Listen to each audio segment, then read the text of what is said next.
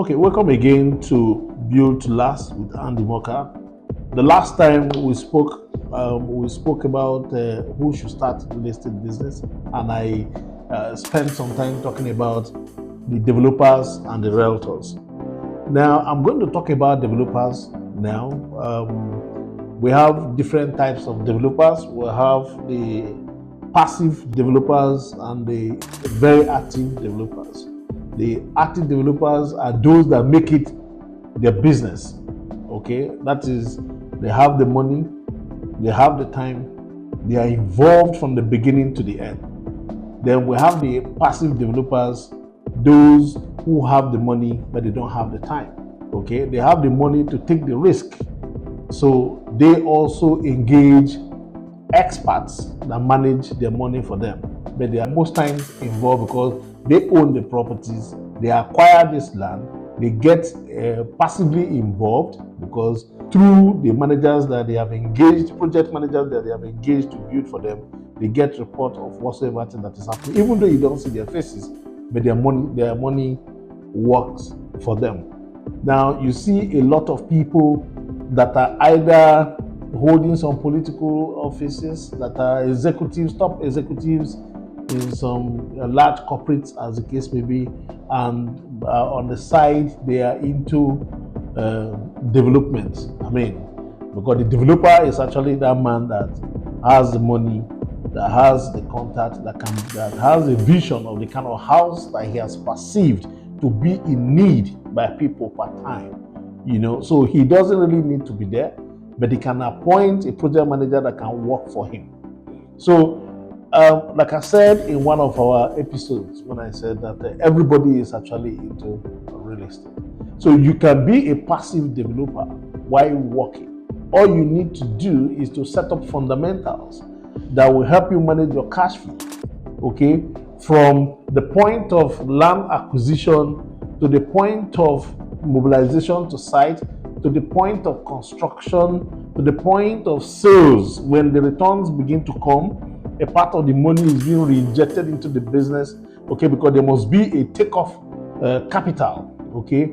Now, sometimes you have some developers that have the funds to completion. They have it already arranged, either by 100% equity, depending on the size of the project that they want to build, or those that are forming alliances, okay, with banks to fund, because real estate is highly capital intensive.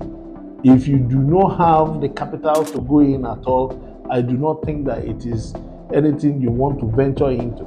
For you to say you want to be a developer, it's either you understand finance very well or you have access to funding, because one thing that finishes developers is starting and not being able to finish. So once you start and you're unable to finish, it affects your credibility, it affects the business in the long run. If you do not understand the process of sourcing for fund and forming alliances, don't even start at all. So now, because there's this notion that the real estate industry or the real estate sector is where people come to, is for the money bags, people that just dump their money there and do whatsoever that they like. It's not so. The time gradually is fading away. How do I mean? If you have the money and you are not innovative in your products as it is right now, the buyers as it is have now become so much aware.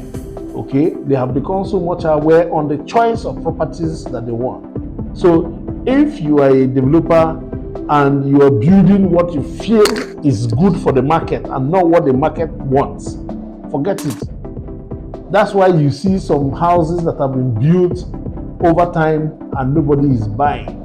Either the design is no longer market friendly, because we now have a lot of developers that work with contemporary architects that are doing today's design.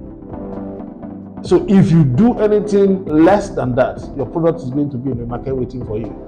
So the market is now for the innovative developers. The market is now for the developers that have very good working relationship with the architects. The market is now for the developers that understand what the market wants. It's no longer what you want. Because if you go to build, depending on the environment where you're building, you must understand there are different development, different kind of houses for different environment.